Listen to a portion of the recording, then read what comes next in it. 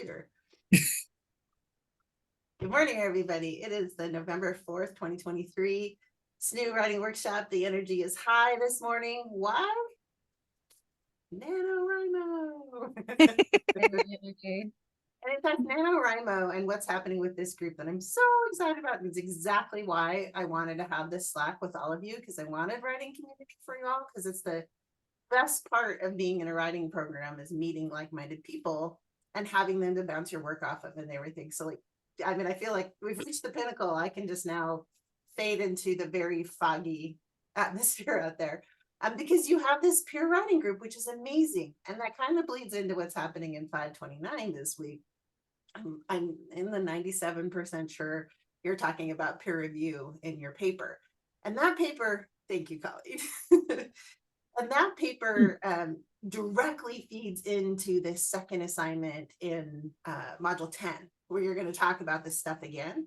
So one, take my advice in this paper, because otherwise, you know, how will you succeed in the final paper? But also, I think it's really important to look up the ways that you can be a good peer reviewer. And I give you some, you know, materials. I do that in both 529 and 532. But correct me if I'm wrong, oh, Discord crazy people. Like, knowing how to be a constructive peer reviewer matters. If somebody says, only says, I love this, does it do the job for you? No. No. So frustrating. Yeah. It's so frustrating. Right. And so for your classes, especially these 529 folks, but Maria, this does apply to you because you all have workshops as well. Please just keep in mind that I know there's stuff wrong with my writing, really wrong in NaNoWriMo, because you turn off your inner editor and you go for it. But if somebody can say, hey, I'm seeing a thread you've got going on here, and what if you try to pull on this thread? That's fantastic. And big question, do you all have time to rewrite each other's work? No. No. And we shouldn't try to. We can give, plot suggestions. We can talk about in terms of, actual elements of fiction or whatever. Wow, I wish you would develop this character a little more. Or, oh my gosh, what if you used a metaphor here? And that metaphor could stand in for your bigger theme also, and you'd start pulling a thread through. That's the kind of advice that's the most helpful, because if you're rewriting what they wrote to show them how you would write it, that's just messing with the author's voice, right? Yeah. So something to keep in mind for maybe December 1st, we do that. Do what? Yeah, like give Coming out of feedback to Nano our into peer review? peers. Yeah, like give feedback to our peers on December 1st. Oh. Oh, yeah. That's a great idea. When NaNoWriMo's over, we could talk about what happens with peer reviews and stuff. Yeah. So for that assignment, keep that in mind for module 10. And I mean, Colleen and Trey, you're getting the big gouge, right? It's not a gouge, but it feels like one, because I do this announcement where I'm like, here, put your module 10 assignment into this sort of outlining format and just do it. And here is the paper. Download this paper and just fill it in. And the reason I do that is there's 14 different graded areas in that rubric, and it's so easy to miss them that I just offer you a structure and you can just fill it in. And then for me, whose grades are due on Wednesday of the week that gets handed in, I can grade it more simply because I don't have to dig around and find. You got it right here. You're like, here's how peer reviews impacted the way that I look at my own work. We did it. And the thing is, these questions, like, I try to make it simple for you to do well and get a good grade, but they're important. I mean, I can't deny that the course designers were paying attention to good things when they designed these courses. So as I keep trying to help everybody earn their better grades, it should help you be a better writer at the same time. Like, they are not a disconnected concept. Any questions? Nothing comes to mind. Okay. No, it's really helpful that you do that you give an outline for that paper. That's awesome. I notice it says right in the rubric to arrange it that way. So I think that's really cool that you just do it. That it's so helpful, because sometimes it's so hard to know whether it should be done that way or whether the ask is to arrange it like a fancy paper with none of that, none of the transparency of those like section-y question things. So that's awesome. Yeah. When I first started teaching It's New, I was all, no, you can never do that. You need to write me a fancy paper. And then I got realistic. So Okay, I'll take realism yeah. Yeah. And I think down. when I first started It's New, I was teaching in the nonfiction class, but then they put me in the linguistics class for a long time. And Oof. you know, yeah. And so then I thought writing a more realistic paper was important in linguistics because that is like an Englishy class. But in creative writing, I just really want you to learn what they're talking about. And I'm not nearly, yes, okay. I'm hard over on the MLA stuff, but it's because, I mean, I think I told you the other day, I turned in somewhere and they were like, you will double space this part, and you will single space this part, and you will have this in your headers. And I was like, good thing I know how to manipulate Word, right? And so I Right. try to make sure that everybody gets the MLA really precise in class because it's practice for following editorial practices. But other than that, I just want you to learn how to be a good creative writer. Maria, did you have a question? Oh, yeah, thanks. I just wanted some clarification, please, on the difference between omniscient and third. Yeah. I'm trying to get my head around it, please. Yeah, good luck with that. So Okay. I'll try to offer it this way, and y'all just back me up if I'm like messing it worse or if you have ways to tell this. But when you think of omniscient, that is as if, you know, I were standing on my roof narrating what my horses were doing in the pasture. That person on the roof is your narrator in omniscient. And so that person is like, oh, look, Cooper's like, I can run over and be a jerk to Buck and he can't do anything about it. And Buck's like, oh, maybe if I could just buck higher. And so I'm inside each of their heads from up here. And the omniscient narrator is saying, those horses make a typical herd or whatever, right? And so one of the characteristics that signals to readers that you're getting into an omniscient narrative moment is that kind of dial in. It'll most often come from almost like films that start out high and then come in and focus on a moment. An omniscient narrator tends to set a scene and let us know that there is a voice observing the scene that's going to give us the insight. And that's the different articles I've been putting out to try to lost somebody. There's so many people, I don't know who. Anyway. Oh, I think Sarah just turned off her video. Oh, got it. You all moved. Oh my gosh. The head hopping articles I send, one of them, and I wish I could find it, describes it the best about how that's a distinctive voice. And so I was just reviewing when you sent me, actually, as you were talking, because it's the New York book editor's point of view, how to assess and strengthen narrative voice. Okay. And it has a section on close third versus third person omniscient. And I found it really instructive because it was it's exactly as you described. Yes. All right. So they say, type that title into the chat. So yeah, thank you. But she hasn't had 529 with me, and my resources are different between the two courses because I don't want to repeat on people. And then I can't remember which one's my good resource. So I have a question about head hopping. Can I piggyback off you here? Where are we drawing the line? Oh, Sorry. This is something that has bothered me in third person, because in third person limited, you know, you're not that character telling the story, you're still kind of an observer of the story. And so can you observe other people's like clear emotions? But do you have, every single time, do we have to qualify it by saying main character sees this person is angry? the SNHU answer is yes, you would have to do it that way.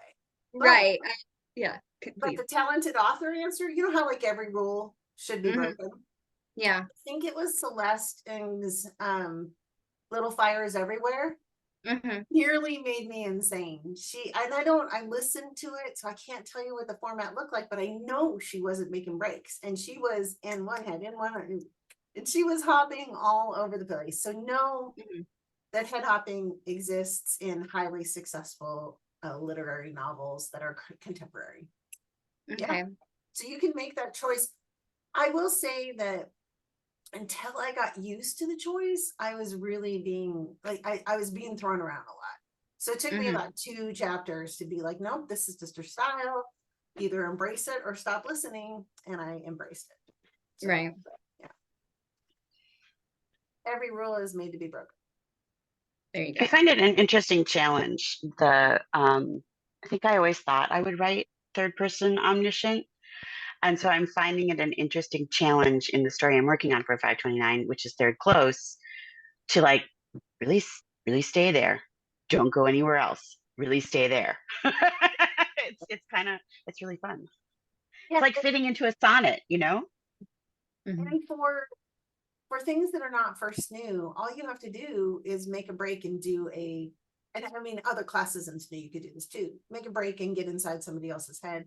529 is just a fundamentals class, and they're trying to say, hey, for 2,500 at the most words, can you stay inside one head? And the answer Right. for a lot of people is it's really hard. Yeah. Okay, wow, we are 20. Okay, thanks. Yeah, I hope it helps, and I know that piece that Colleen sent you is good. Okay, thanks, So- Colleen. And I always Yeah, count you're on welcome. No, people. You know you how were I talking and I was say, like, I'm not great at out loud explanations, but I can give you things in writing. I hope that out loud explanation helped though. I think that's pretty similar to a lot of us. Yeah. Whoever The word writer here is no good. This word is okay. At first I want to, highlight my Willa Cather shirt. It's my new one from having been there for the last 2 weeks. If you are jealous of it and want to support the nonprofit Willa Cather Foundation, you can always order one online from willacather.org. I stopped being a board member in January, but I will not stop trying to sell it. Okay, check this out. Can you see it? Oh, we No. lost you completely. She The Waiting blipped out of World by Andrea existence. Williams. So she is actually like a friend of mine. I mean, I'm not positive. Have we met in person?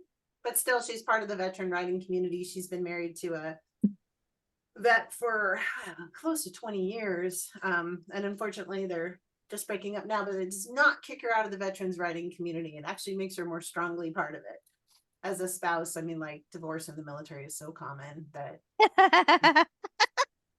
Well, Sorry, I don't think that anybody I knew in the military that got married in the military is still married. Being married. there's been a bunch on Facebook because a bunch of my classmates from the Air Force Academy went to the Army Navy game and gathered up. A ton of them are married to the same people still. Just amazed. But they're almost all of them were cadets that married other cadets, and I think that actually helps because if you Yeah. have dual military starting from the same place thing, you have a better understanding. Yeah. Andrea's book just came out on, I don't know, it was October, maybe the 5th, and it's available on audio, The Waiting World. It is amazing so far. There is a bad thing that happens to Horace, and I'm very upset about that. But this is the book I'm going to use for. Ooh, I've got an idea. Because I accidentally bought 2, so we should have a little raffle if anybody wants me to mail them. Yeah, how should we do this? Because I'll be in town. How does one of you win it?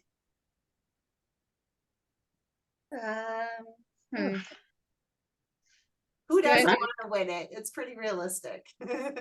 Yeah. I mean, It's I'm a never gonna say historical no to novel. free books. Yeah. Right. So- And it's a hardback. It's a historical novel that is set right after World War I, but in Maine, in America so far. And it's about, well, not about, but have you ever heard of, it's Amerigas? What's it called? The stuff that came out of Wales and they used them to make, they used it. Ambergris. Ambergris. Yeah. To make perfume. And the storyline centers around it. Couple Mm, of Oh, Irish housemaids and another guy. okay.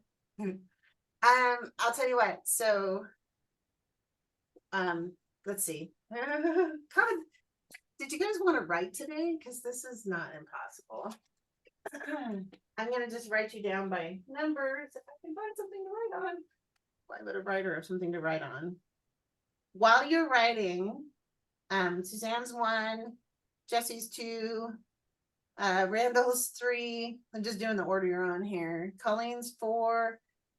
Maria's 5. Kirsten is 6. Sarah 7. No, that's not an S, Sarah. And 8 is Trey. Okay. I'll do a random number generator on my phone when between 1 and 8. Wait, what is this for? To win A the book. Winning a book. Winning a book. Winning We're Wait, having we a have to book read it? giveaway. Oh, okay. Okay. later. If you win it, you read it. Oh, goodness. I'll do a random number generator, and at the end of our session today, I'll let you know who won. Okay. We need a little woosah moment is what we need.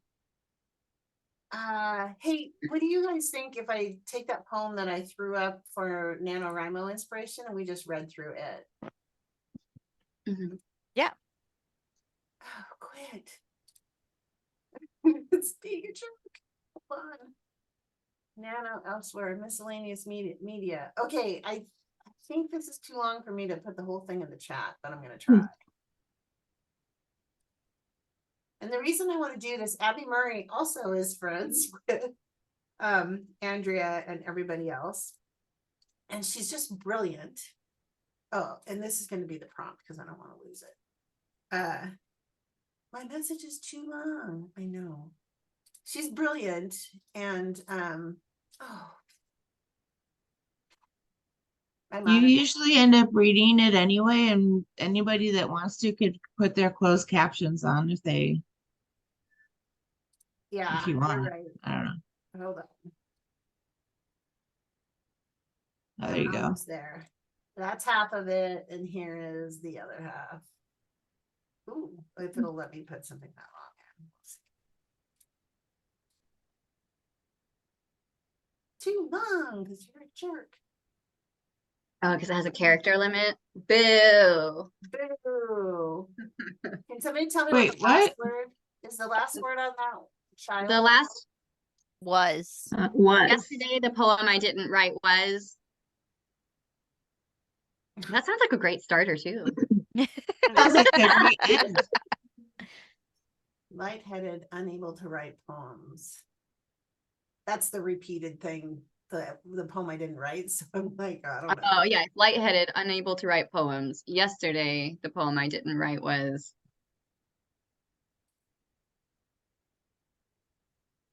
Built on a slab of poems I didn't write, and both my husband's name and mine is the last. There we go. Okay, and this is the last of it right here. And then we're going to read it, and that's going to get us in the mood to be literary. Fantastic. Okay, I'm going to read because we got to get going. Are you ready? Yes. Mhm. Every Poem I Didn't Write by Abby E. Murray, winner of the 2023 Desert Rat Poetry Prize. And for those of you who have taken classes from Sarah Freely, she was the next place after Abby. So it's a small world, right? When I mop with lemon-scented cleaner, I can smell every poem I've never written. Sometimes for days, our folded clothes are perfumed with dryer sheets and poems I haven't written. And when I pour the liquid purple Tylenol into its measuring spoon, it pools like an unmade poem. At school, my daughter eats peanut butter and jelly and poems I haven't written sandwiches because without them, she would become lightheaded, unable to write poems. Yesterday, the poem I didn't write was delivered to my house by accident in a box the size of a wheelchair, which UPS said I could throw away or drive to the correct recipient if I felt like it. And I drove it across town because the return address was, in fact, a wheelchair manufacturer, meaning I had two options. Don't write this poem or destroy a stranger's wheelchair.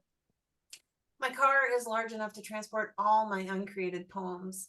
I live in a house built on a slab of poems I didn't write, and both my husband's name and mine are on the mortgage. Perhaps unintentionally, we're raising our marriage and a child on that foundation, all those poems I haven't written. And from the street, you can't see any cracks beneath the brick. Every poem I didn't write has radicalized someone, brought a dead thing back to life, The poems I don't write show up on my mammograms each year, on pap smears, on birth control prescriptions and condom wrappers, pink razor blades and tampons. When I had my MRI done on my neck, the doctor found arthritis and thousands of poems that had yet to be written, bulging and herniated between each vertebrae.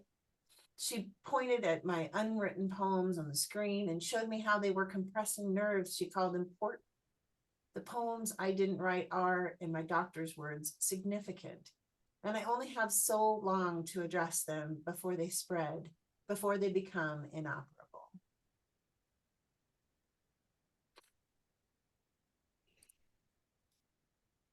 With that, we should write. Yes. Okay, oh, I forgot my timer. I just want to say, I am struggling with that final piece of figurative language in this poem. Is anybody else? She's talking about bulging herniated discs in her back, right? Mhm. Yes. And then she says, I only have so long to address them before they spread, before they become inoperable. And what does that sound like? Cancer. Cancer. Right. So I feel like they're not the same. Mm. And yet Mhm. I'm fine. I think it's a Oh, good poem. I just know No, it hurts. It wouldn't it's necessarily further mean up. cancer. It would mean No, like it is. nerve It is. compression. It's further up. Listen, the doctor found arthritis and thousands of poems that had yet to be written. The poems are the cancer. So you're trying to say she has cancer in her spine? Yeah. I don't Or know. it's a cancer, like something that needs to be excised or is detrimental. Right. I don't know.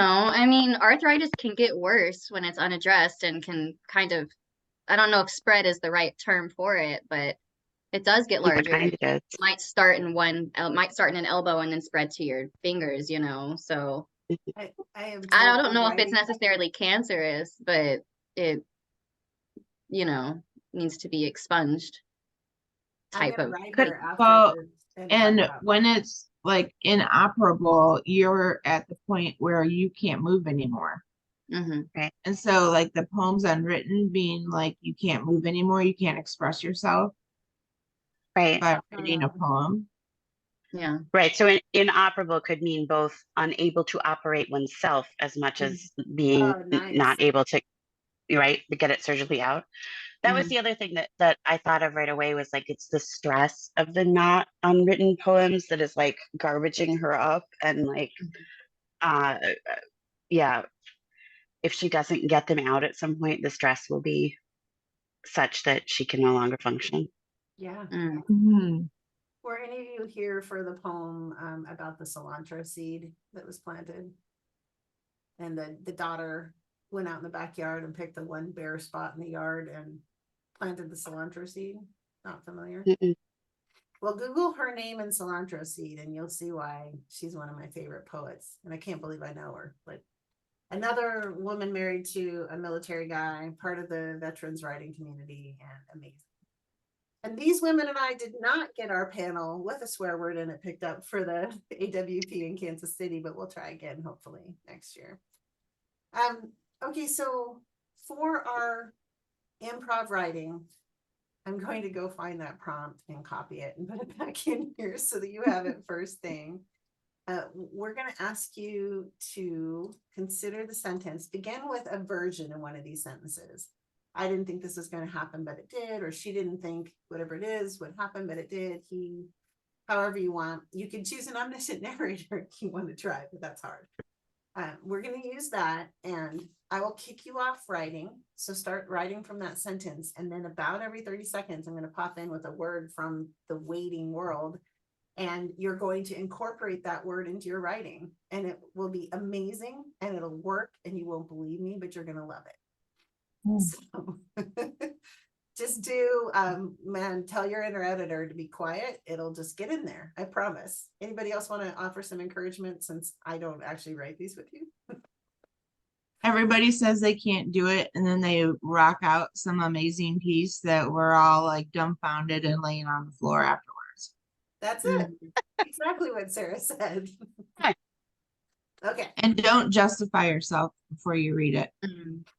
Nope, yeah, Good. we just are gonna read. We're not gonna make excuses. Is everybody ready? On your marks, get set, right.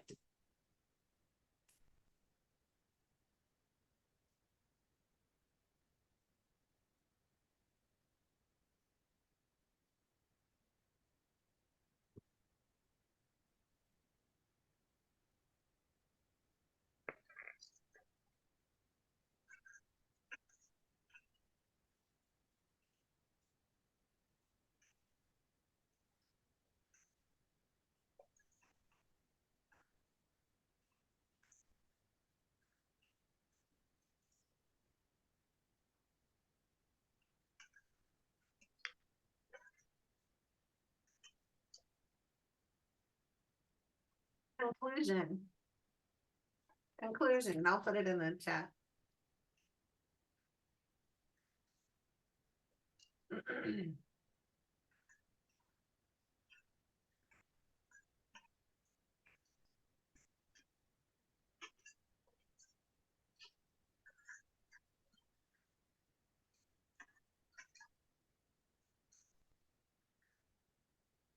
Flex. Flex, Flecks.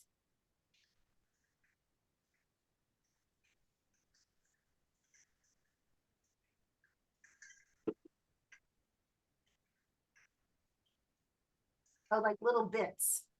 Like you could get flecks of paint on something or little flecks of cracker crumbs, yeah.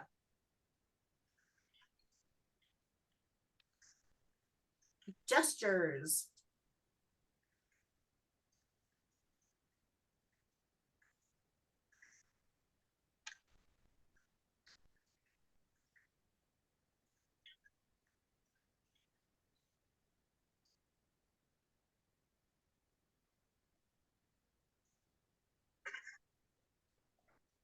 Graders.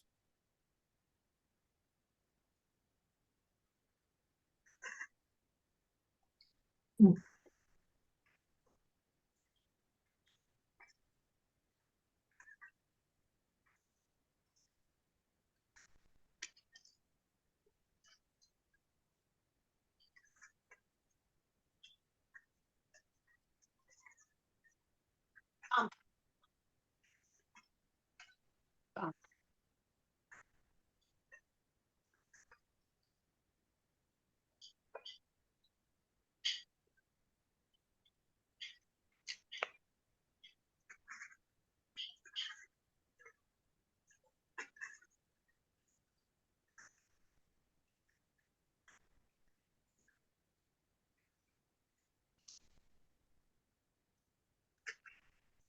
Fence.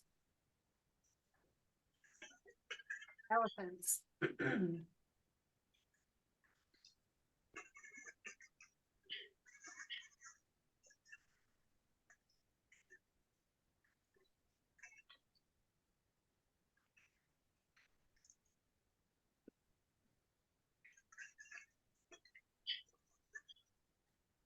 Pulsated. I mean, divinely salty. What the next word is though. Divinely salty.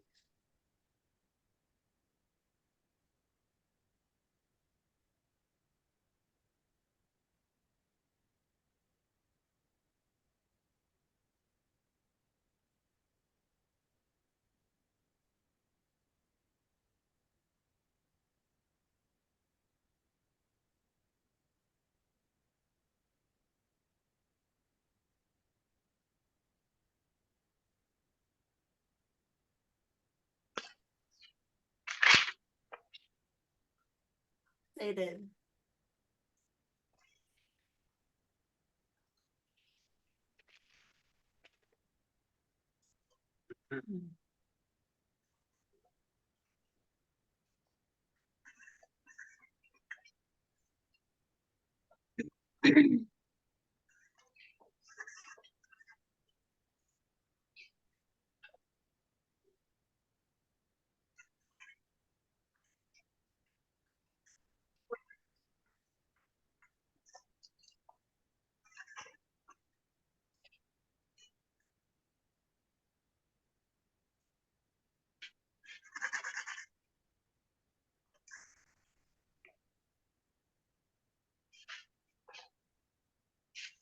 Last one is eyeballs, and you have a minute to write it out.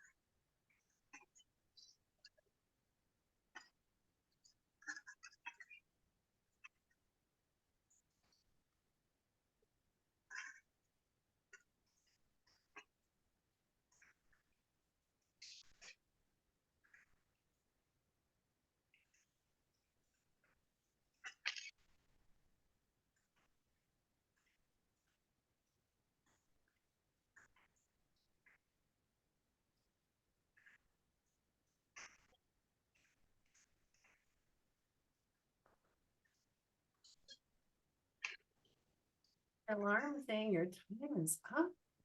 It is.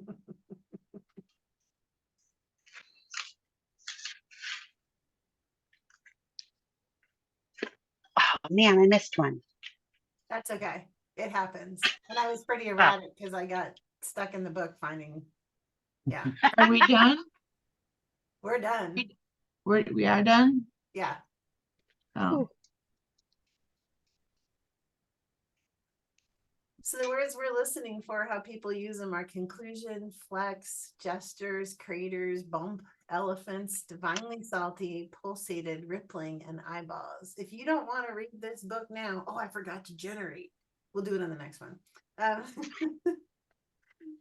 Because I don't have to throw you words all through the next one. Anyway, if you don't want to read this book after those words, when do you, right? Elephants. I did not use elephants or divinely That's- salty. I managed On the- elephants, but I didn't get gesture. Oh man, no elephants. I'd like, whoops, just skipped that entirely. And then I was trying to wrench divinely salty in there. Yeah, I don't normally went do downhill. 2 words, but they were so lovely together that I, They are lovely together. there you go.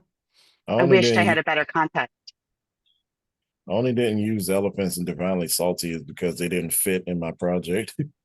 Right. There you And I go. think what's fun is trying to make things that don't fit, because that's when the creative moment really breaks free. But if you can, it's fine too. Writing happened, right? That's the That's a unique experience, Yeah. getting the words thrown in. It is. It is. And this is, it's fun to find the ones that, if you look at the ones I titled Improv before, you can go do it, on the YouTube videos, you can go do previous improvs. And, if you're stuck, it's a great way to write something. We do it a lot in our offshoot group. You do the improv. Yeah. Yeah, it's amazing because kind of the same thing happens, I think, with NaNoWriMo when you just and that article you gave that was so great, Randall, about draft 0. He talks about the same thing. You just start writing with the flow and all of a sudden stuff appears. And what the improv does for you is make something appear without you having to get there, but it starts breaking your brain free, and then you'll be freer to keep on writing. I promise. Yeah. Who wants to start? Yeah, Sarah, go first. Because I don't know how long I'll last. Right. Mhm.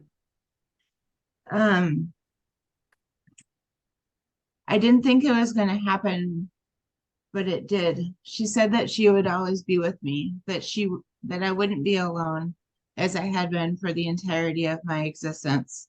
She sat across from me and said she'd come to the conclusion that I needed to go to someone else for support. As flecks of unanalyzed trust fell from my eyes, the gestures she'd made while destroying me made it seem like her comfy chair was all that mattered. The craters in my heart that weren't filling with blood were filling with tears. Just a bump in the road, she said.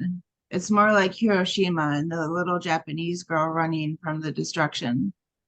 The elephant in the room the next week was more divinely salty than when she led me back to Christ, led me back from the brink of death.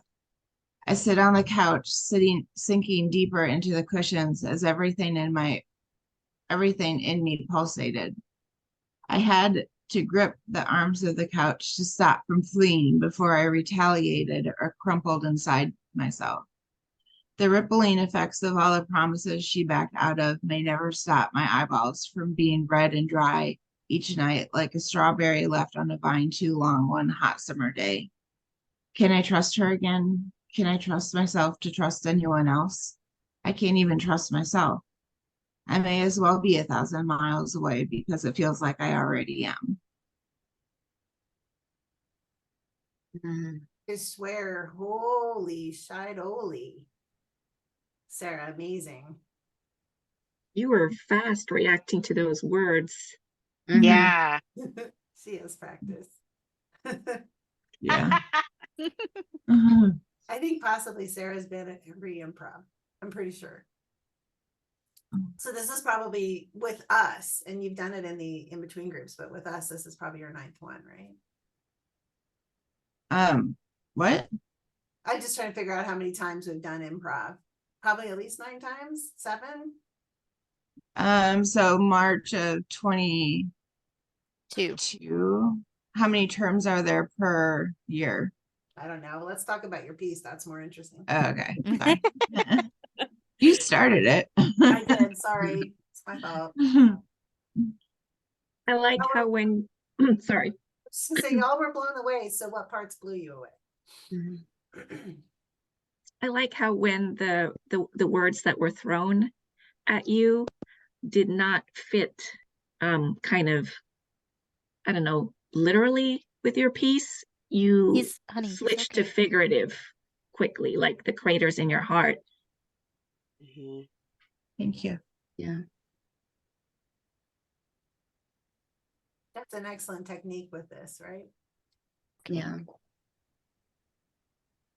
I like the way that you instinctively will do something like feels like 1,000 miles away, and I'm already 1,000 miles away. Like you will do this kind of mirroring thing that is it's kind of one of your own writing techniques, and that came out beautifully at the end. I, of course, typed in a million things that I was excited about. Suzanne and I were both oofing on Hiroshima, and Jesse was noticing go to somebody else for support. Like we all understood, you know, Yeah. the seriousness. Do you know the picture that I'm talking about? I don't know if it was Hiroshima, but like that Vietnam. picture. It was Vietnam. Okay, and the yeah. girl running away from the napalm bombing. Okay, I'll have to fix that one. That okay, All we'll the see. different reasons that war is not the answer, right? Yep. Yeah. Right. Which is what I'm trying to write about in my memoir. Yeah, you write the sense of betrayal so well. Like from the start, you know, you set us up with the go to someone else for support, and we're primed to really be ready to receive the pain that you're going to feel from that particular statement, you know. And you just kept doing it more and more and more. It was good. Yeah, Yeah. Jesse, it was a bit like a slasher piece. Right. We got stabbed in the heart and stabbed in the heart, and then Right. before, You're going to have mercy, and then there's another one. yeah. So I mean, think of what the poor character has gone through, right? I mean, Right. it's really heartbreaking. Yeah. Well written, Sarah. I wrote in here, it's as if the words were custom made for this writing. I mean, you Yeah. just picked them. That's exactly the surprise and wonder of this improv writing. Bravo. Thank you. Yeah, good job. Who wants to go next? I will go next because I don't know if you could tell. It Yeah. seems like my son wants me to be done. At least you can come for a little. So I guess I'll go next. I'm really bad at these, by the way. You'll get better, I think girlfriend. we said No we weren't allowed to justifying. qualify. If you No. feel like you want to say that, the only thing we're allowed to say in this group and the writing group I do here at OMAC is it's brilliant. And you can put whatever tone you want on it. You can be like, it's brilliant, you know. You That's the inject only like qualifier curse we words allow. in there. Mhm. It's freaking brilliant. Yes, freaking's always allowed. Yeah. I didn't think anything was going to happen, but it did. I hunched over the railing, watching the flecks of algae swirl, tossed about tossed around the raging sea by the propellers from the ship. The bumps from the waves sent sprays of water against my face, divinely salty and wet. The gestures from the sailor next to me were useless as craters formed between the white foam and the rippling waves. The fish behind the ship sent out pulsating waves in the hopes of deterring the missile. Our eyeballs were wide as water shot into the sky, raining down on us like a stampede of elephants and flattening us against the deck. That was it. Ooh. That was quite Wow. the shift. I was like, this is a lovely maritime adventure. And then it turned into one. And then there was the whistle. You're not Yeah. allowed to say it's bad and you can't do this anymore.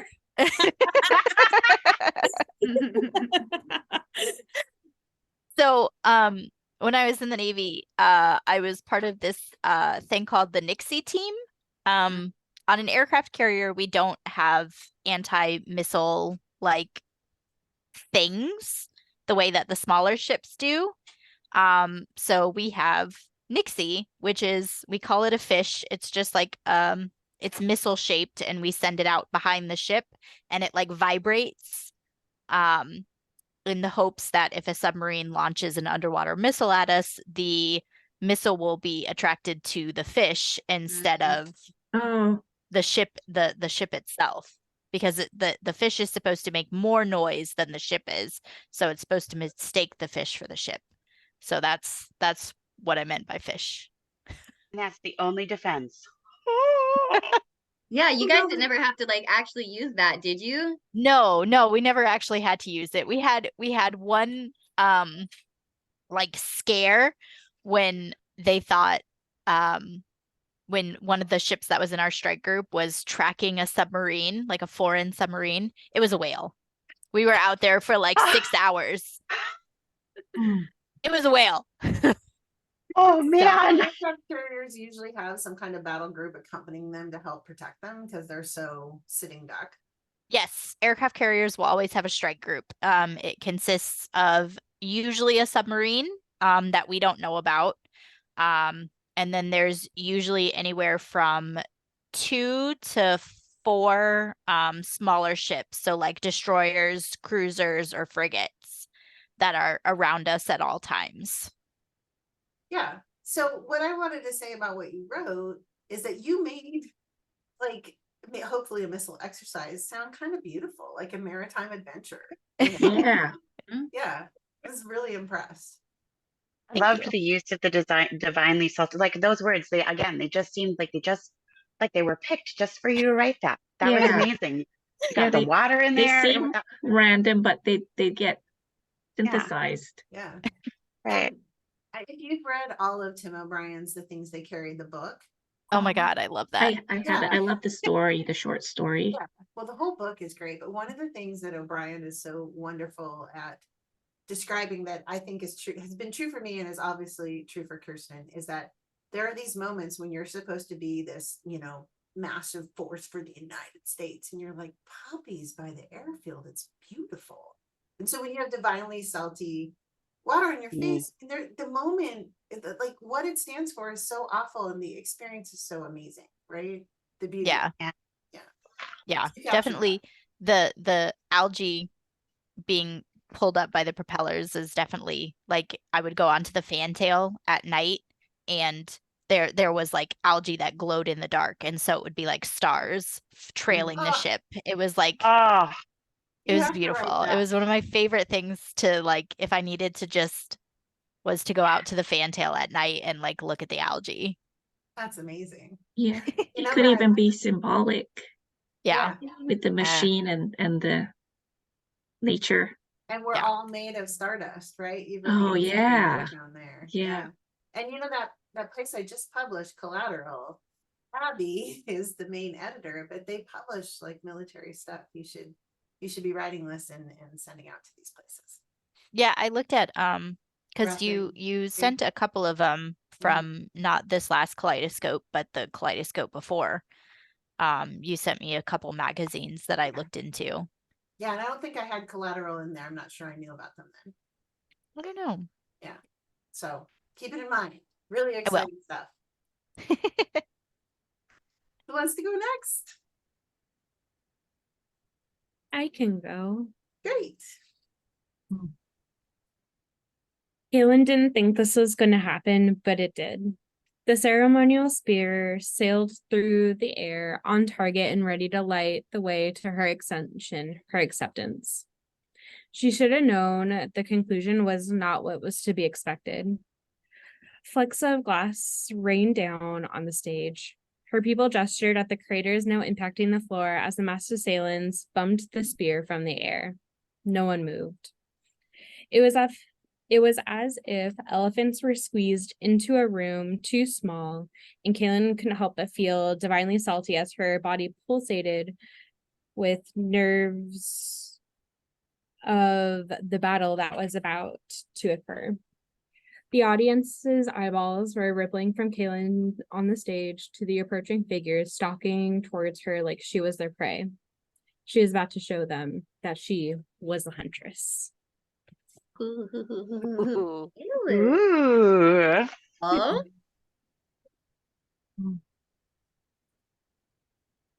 Congratulations to all of you using eyeballs. I felt mean putting it out there because when can you ever put it in and it sounds okay? It just sounds weird.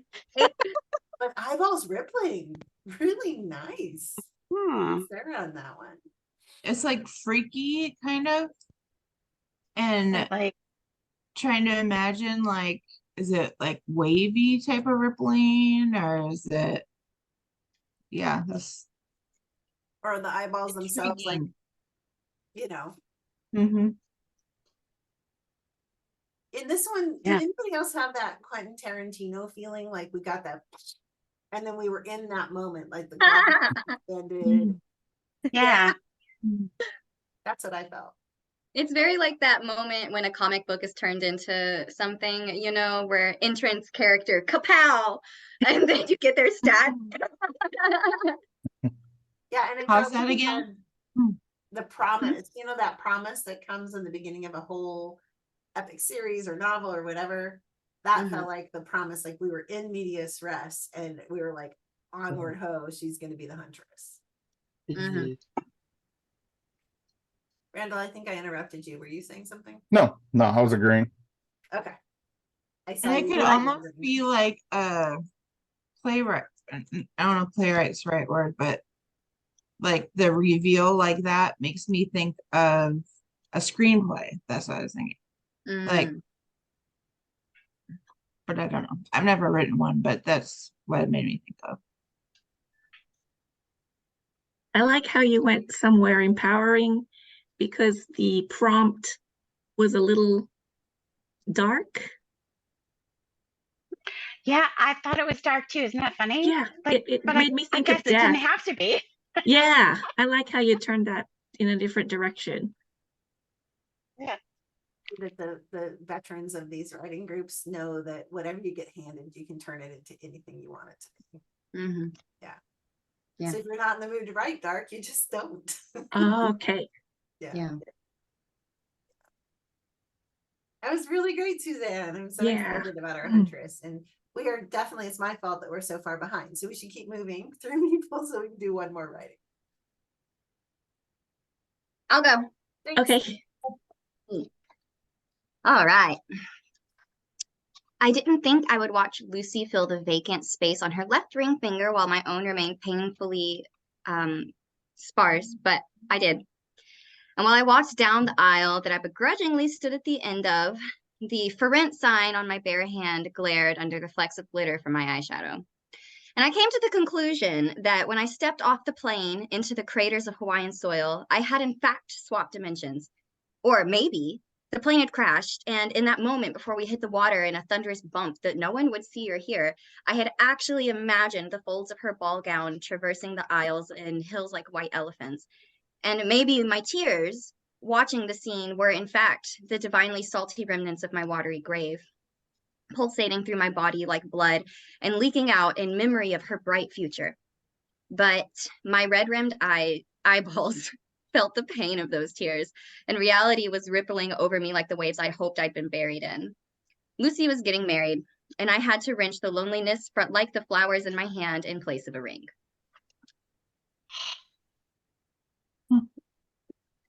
Yeah. Yay. Holy shit. It feels like a tree to me. Like you had like a direction that you were going, but there's like all these little mini directions that it could have gone out into.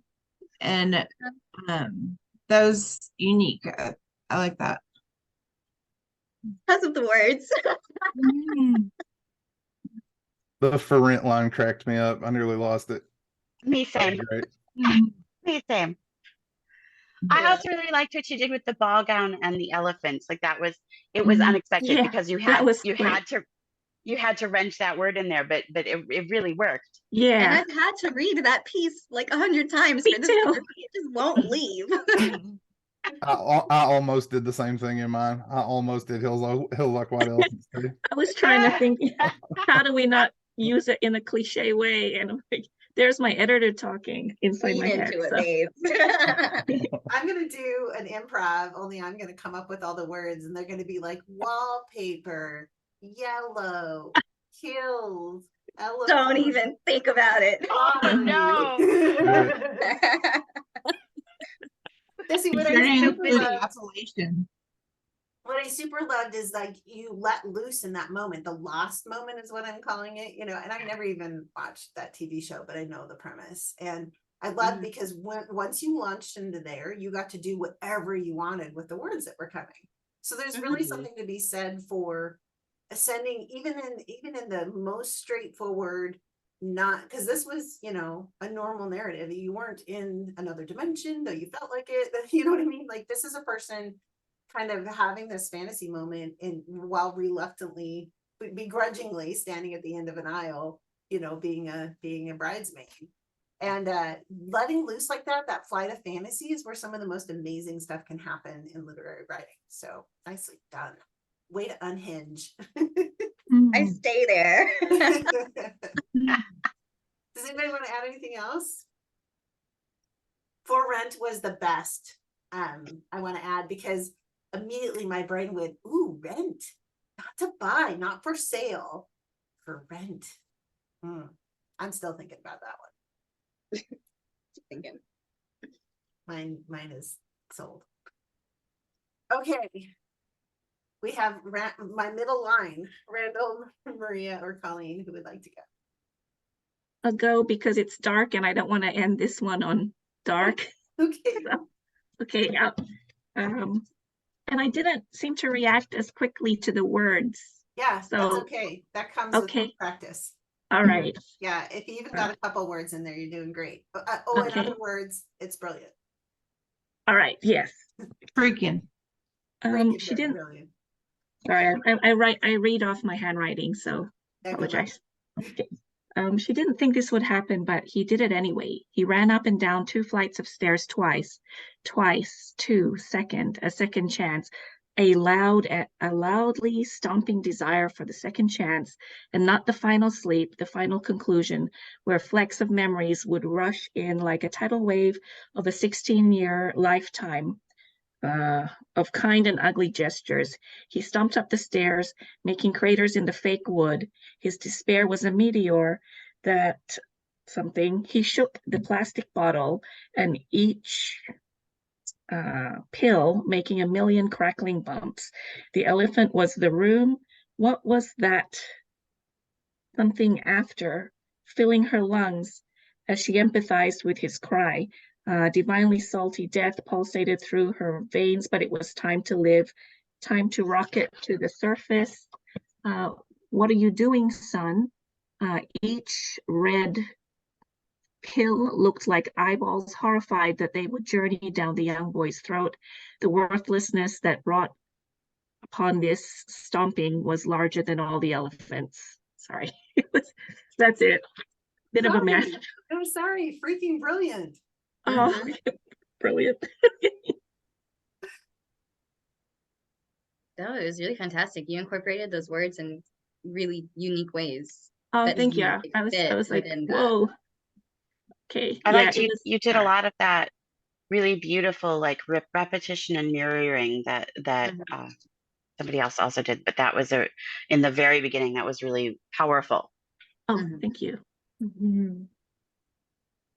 Yeah, and we were so excited just to move through the chat really quick while somebody's getting ready to say what they're gonna say. We were excited about like the second chances and the loudly stomping desire, the tidal wave of a 16-year lifetime of kind and ugly gestures.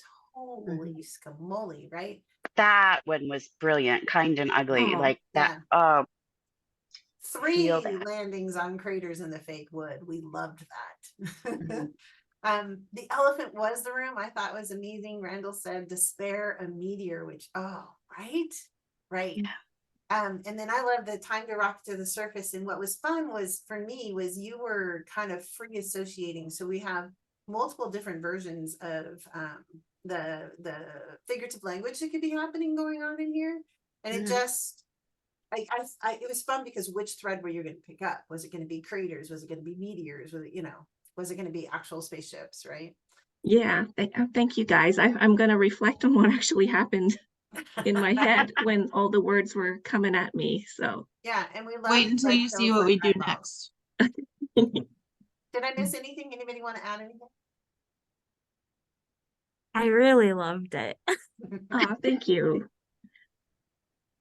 Yeah, this is the place where we get to say, by the way, that we really loved it because we're not trying to do constructive criticism. Oh yeah. This is just where we're like, wow, what did you do? This is amazing.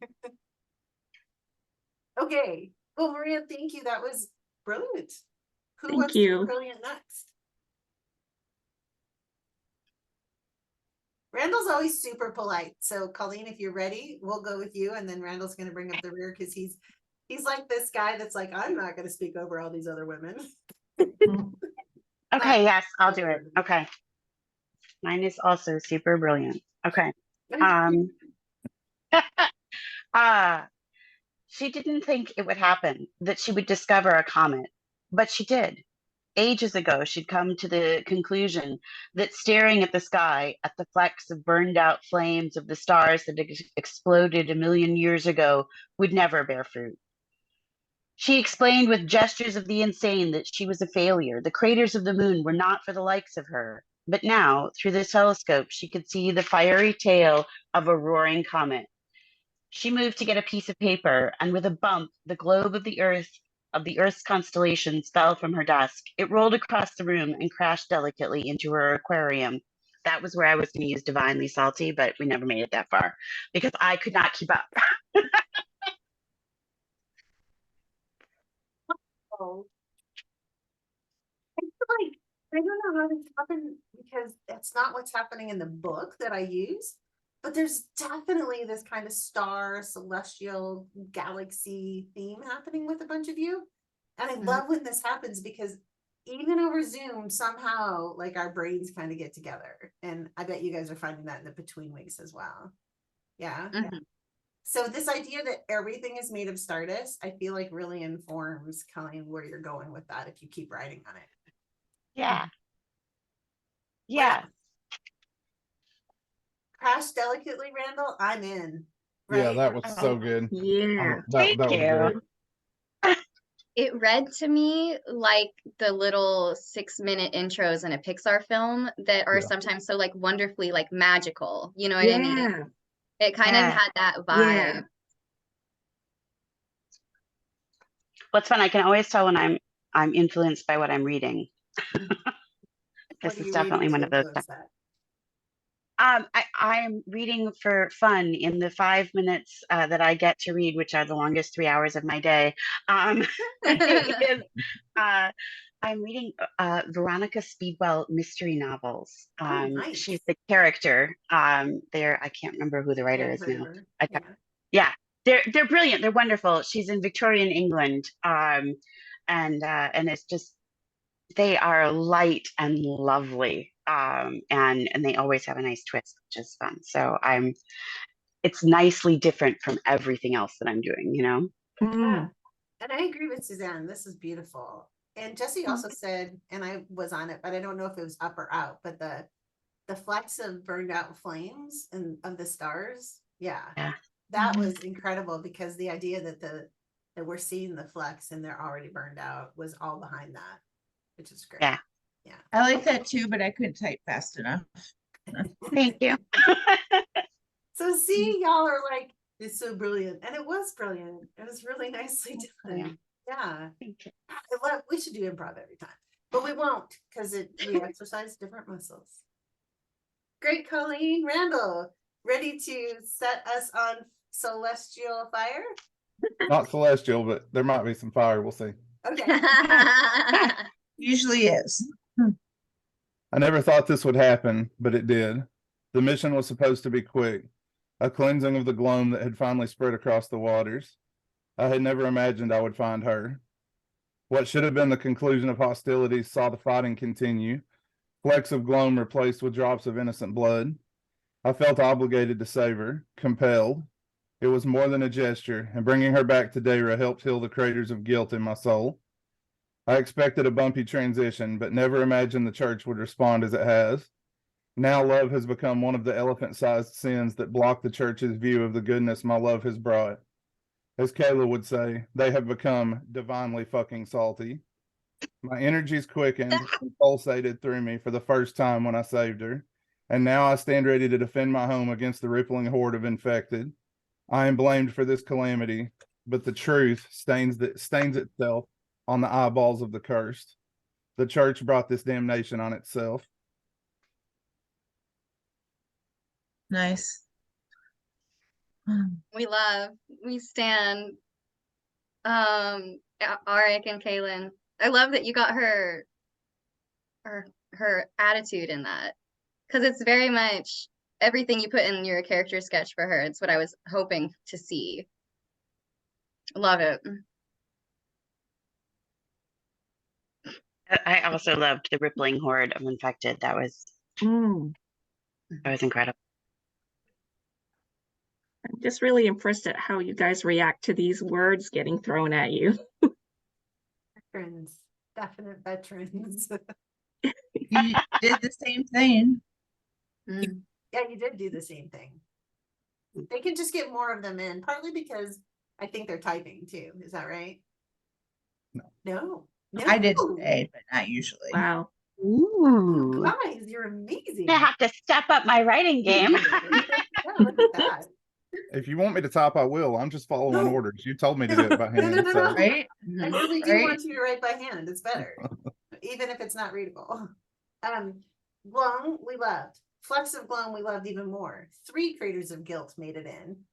I loved the and so did Suzanne. The love has become one of the elephant-sized sins. And I think one of Yeah, the, me too. one of the great joys for us in this that makes it different than when it goes out in the world is that we know what words you were thrown and we saw what you did with them, and they're amazing. Divinely fucking salty is what they were. And we love the rippling horde. We talked about that, and Jesse and I both. Truth stains itself on the eyeballs of the curse. Oh, I mean, like the way that truth happens in eyes and the word stains. Oh, really nice. Suzanne, I also thought the first person POV worked really well. Yeah. Yeah. Yep. I agree. The weight is super big. Wow, you all. Wow. I can't wait. I'm gonna set myself up with one to do when I do the writing group down in OMAC now today for myself. Look at your work. Find a favorite sentence. Remember, you do not have to take the story. Ooh, my knot disappeared in my nose. You do not have to take the story in the same direction you were going if you don't want to, or you can extend the story. Take the favorite sentence and write from that. Get your chance to expand what you're doing. You can do, whatever you want. I am going to set a timer. I'll let you know when you have a minute left, and I'm going to go randomly generate the book. On your marks, get set, right.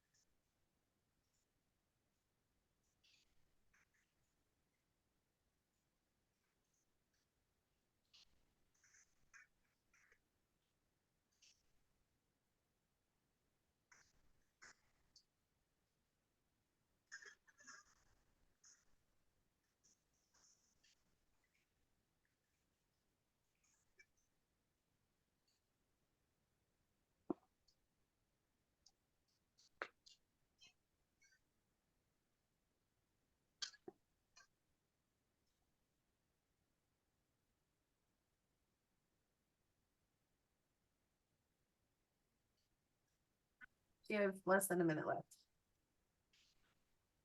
So sorry.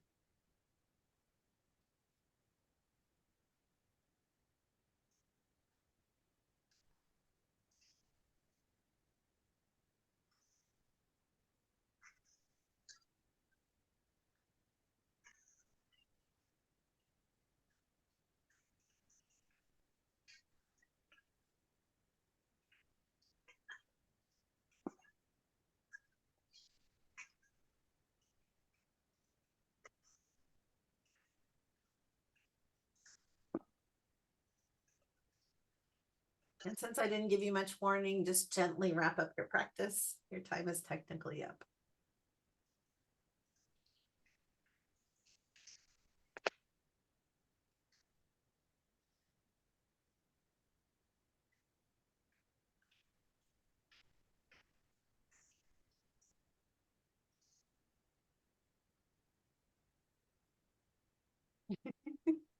How did it go?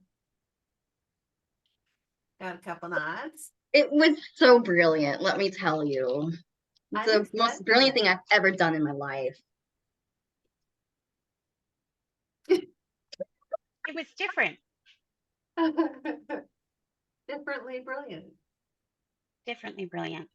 Yeah. It didn't take off the same way the improv did. Yeah.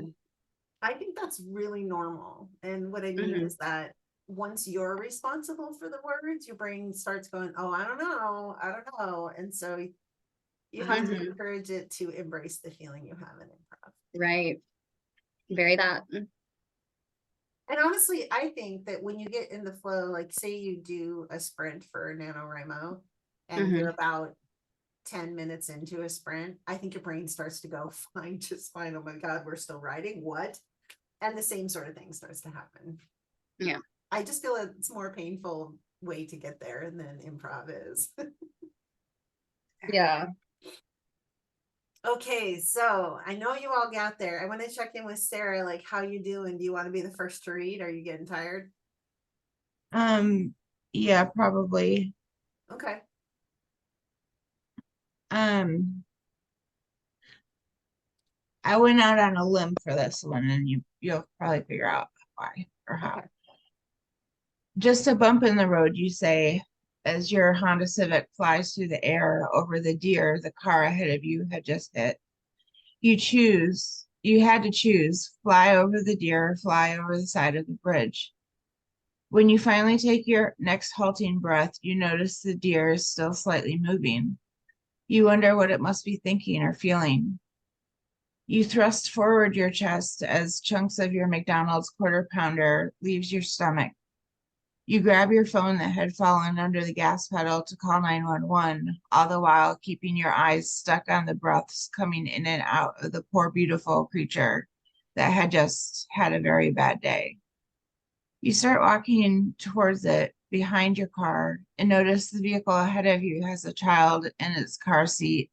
And ironically, next to the car door, you see a smaller version of the mother deer in anguish. You put the mother deer out of her misery because there's no other option that would allow you to turn towards the other driver, wishing it was that mother who is out of her misery. Did the child die? No. Okay. I got that too. I was like, oh my gosh. Okay. Did the mother in front hit the deer first? Okay. And so you're mad at the person for killing the, Oh. And that, did anybody else go, how did the deer get put out of its misery? Like, was this a whoop and we broke its neck? Did you have a gun? And not? Well, we're on a bridge. I imagine traffic's coming from all directions. But you did it, so. Yeah. Or we did it. Yeah. I mean, yeah, because it was the second person. Right. Yeah. Yeah. I mean, if That you're was in the my country. thing is I was trying to do second person, see if I could get away with it. And you did. Yeah. Those are instances where you can. I mean, in that the thing I got published in that Bath Flash Fiction anthology, it's second person. So you can. I mean, it resonated, right? Like contingent reality stuff up until the point of the mother in the car. I was stuck in a flashback from high school when my boyfriend was coming to my house and he hit a turkey and like it was dying on the road. So he was like, I kind of want to eat turkey. So he killed it and brought it to my house. It turned into a weird story. My dad helped him dress it, but I was very much in that space because that's what people here do. Mhm. Yeah. Sorry for asking the question, but was it any good if it had been bruised like that? Yeah, no, it wasn't because it was hit by his car and then a golf club, but he thought about it. A car and then a golf club. He only had a golf club. He didn't carry a shotgun in his car. Yeah. It was also a Civic. Oh God, Honda Civics. Oh my God. No. I'm sorry. It just that's it. The second person worked on me because I have that memory. So Yeah. nice. And I've hit a deer with a car. I mean, I should, to be more accurate, a deer hit me in my car because it wasn't the front of the car, it was the side of the car. So you know I didn't hit it.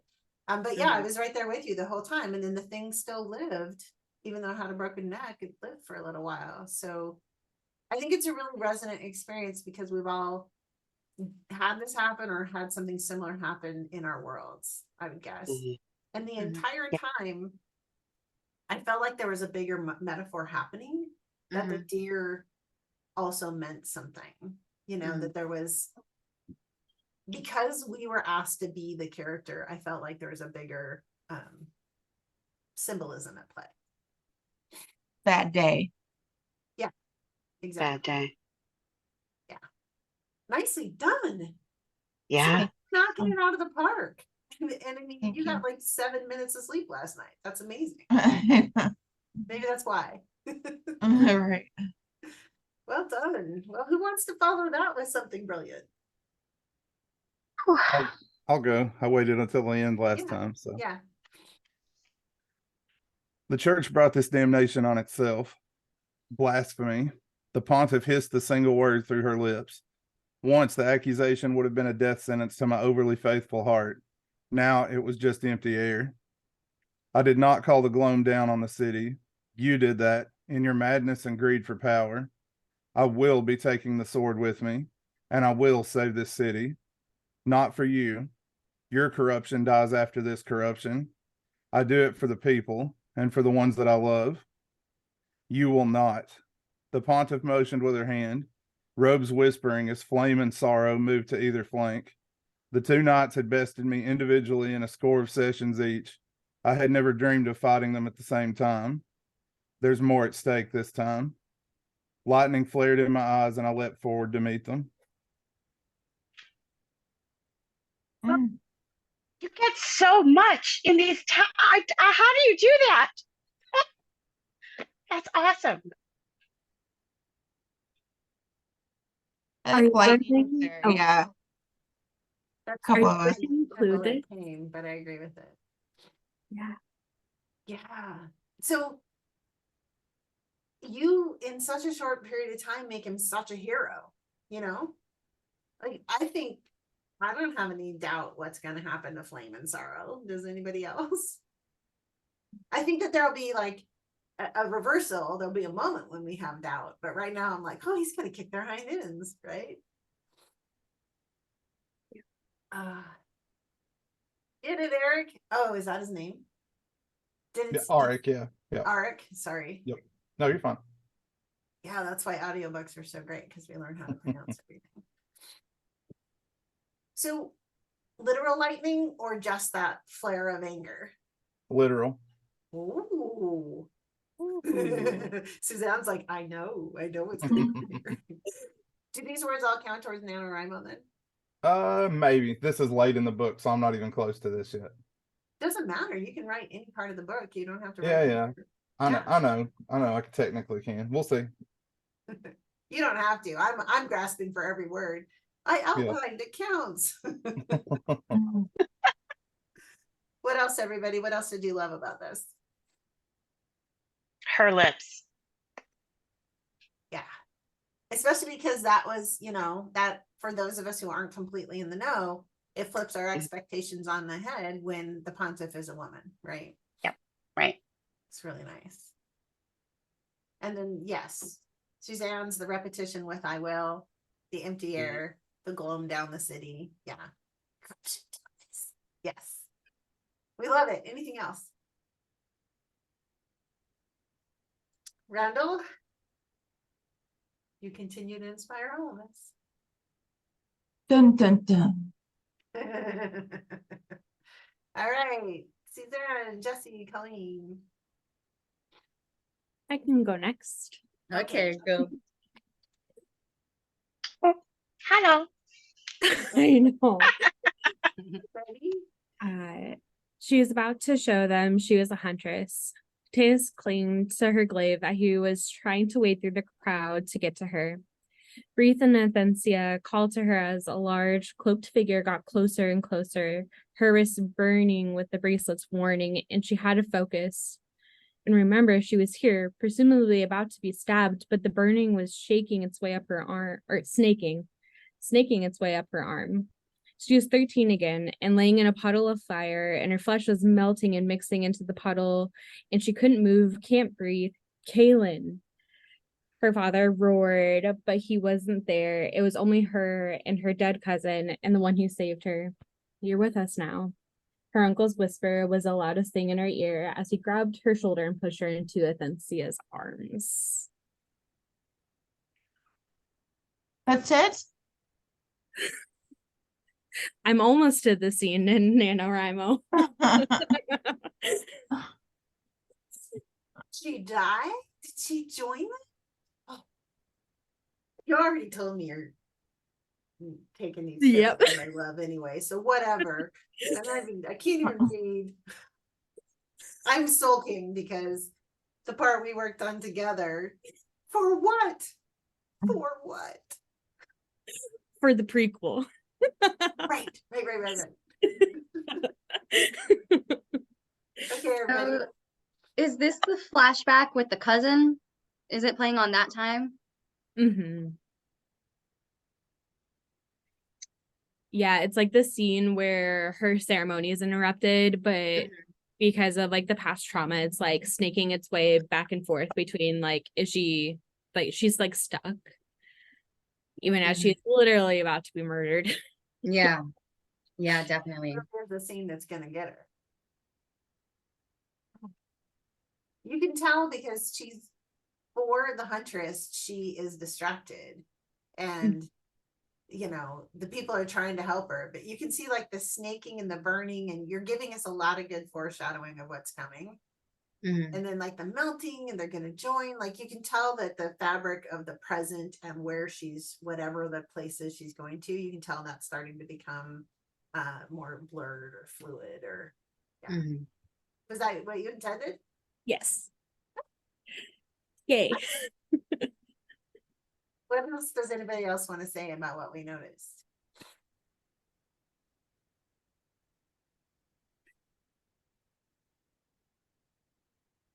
Well, Sarah's melting and mixing in fire. I would have been writing, except for I was too busy moving on to Father Roared. But I love that too. There's that melting and mixing was the clue for us that the bigger world also is becoming a little bit, really nice. Definitely. Nicely done. Fantastic. And the alliteration worked there too. Yeah. Yep, it sure did. All right, Colleen or Jesse? I'll do it. Okay. All right. She stared at the flecks of burned out flames of the stars that had exploded a million years ago in the black velvet of the night sky. The moon rose in a softly glowing ball above the hill of the tour as she set off, winding sunwise around the hill to reach the summit. The night enveloped her in its noisome silence, her heart beat like waves of the distant sea beating in her ears. Tonight she would be marked by the goddess, taken as her own, a sacred daughter. She put her fear inside the moon, tucked her worry among the burning stars. That's as far as I got, which is why I'm so impressed with all y'all. I like what you were leading up to at the end of it, when you're like talking about putting the fear in the moon and worry in the stars, and I'm like, this is very astrological and I love it. Yeah. When we're getting to the goddess, I'm very curious about this. Is this like something that you have thought on, or is this something that just came to you now? Always been in the back of my head. There's Mhm. I can't tell if it's a high fantasy or if it's just like folklore influenced or Mhm. where exactly, but it's something like that. Yeah. Mhm. It's always been there since I was a kid. Yeah, like Suzanne saying more. Join the nano group and do it. Yeah. Please. It's not How too much late. how much I would love to just throw everything aside and burn it so I could just write. Yeah. Well, I mean, we're only 4 days into nano, and what you could do is mini nano and say that you want to reach 25,000 words. I mean, you get to set your own goals. It's not, nano just means you're writing. And Yeah. you turn off your editor, and even if you spent 10 minutes writing every day, you would have to lose your 10 minutes of reading for your longest 3 hours of the day. Right. but do it. Do it. 100 words a day gets 100 words more than you had yesterday. Bam. I love it. Yeah. And I think, did I only put that in the Discord, the article that was helpful for me for outlining? Even if you read some of the outlining stuff and just for, 3 minutes worked on an outline every day, maybe by the end of nano, you'd be ready to write 100 words every day. Mhm. I mean, how do you eat an elephant? One bite at a time. Thank you, Sarah. But how do you eat a hill like a white elephant? Same way, one bite at a time. Same way. Shovel at a time. It's just This bigger. could go on a while. Yeah. Nice. Brilliant. We're excited for more, all of us. Mhm. I can tell. I'm speaking for everybody now. Sorry. Thank you. You're good. No, that was exactly, Yeah. Colleen, we need more. Mhm. Okay. Do Okay. Go. All right, Jesse, let's round it up. It's me. Lucy was getting married, and I had to wrench my loneliness like the flowers in my hand in place of a ring. It was happening so quickly for her and so slowly for me. Her husband took 1 year-long look at her beauty and only looked away to inspect the perfect diamond to complement her fingers. And he was still inspecting me after 3 years of glances and narrowly missed eye contact, as if he was trying to find something in me worth the energy it would take to keep himself from blinking away my image.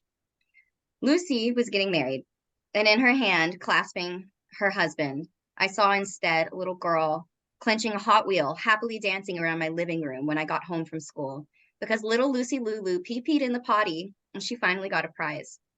And she earned it. She really did. And I had to wonder, had I? Oh, yeah.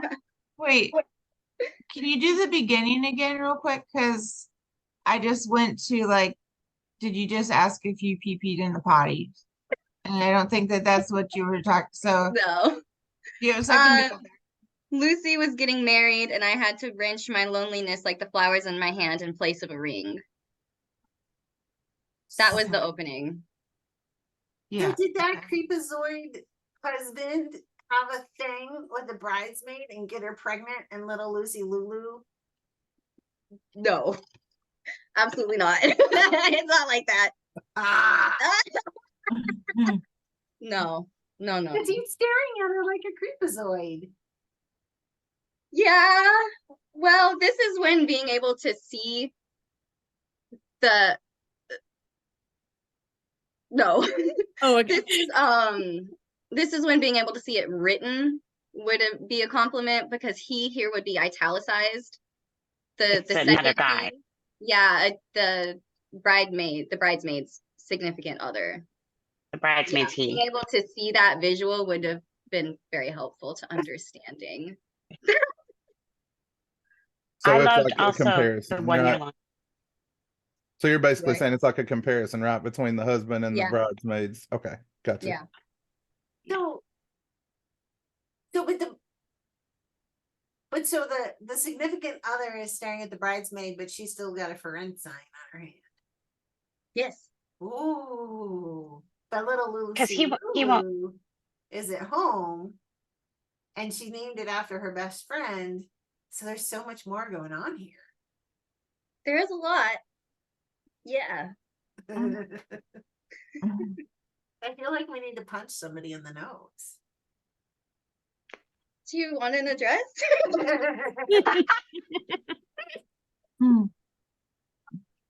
Yeah, it changes the stakes entirely on the first half to learn the second half. And I think that is valuable. Like if this was a flash, that would be a major shift.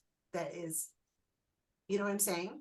Mm-hmm. At the Yeah. beginning, it just sounds like somebody who's, you know, jealous of her friend or in the same position in life and, you know, like good jealous, but still, when is it going to happen for me? And then in the second half, you're like, because I kind of effing deserve it, you know, right? Right. Yeah. Yeah. Very Wow. that. That was amazing. Other thoughts beyond me not having other words? So good. Yeah. I liked all the little parts. I like little Lucy Lulu pottied in the potty, and she really was like, it really was a thing. Like, Yeah. I think that really characterizes our first person narrator a lot. She loves this child no matter what the other circumstances are. That's clear. Even if she has this like moment of resentment, she's like, you know, oh, she did it, but also she really did it. You know? And that's such a lovely moment. It gives us so much personality for that narrator. Yeah. Thanks. You always really impress me. You're amazing. I'm going to stop recording because I'll forget otherwise.